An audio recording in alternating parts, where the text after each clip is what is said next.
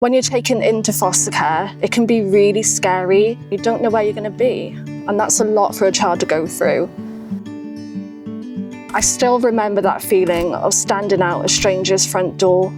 You don't know who's going to answer that door. You just knock and wait. Me and my siblings were separated hours away across Wales, and we would only see each other once a week. It was one of the hardest things I ever went through. Children heading to live with a new foster carer now have the chance to get to know them a bit better before they move in. Something like the big welcome portal would have really mattered to me growing up. To know one or two ordinary things about the people and the home. It doesn't take away the fear, but it gives you something to hold on to.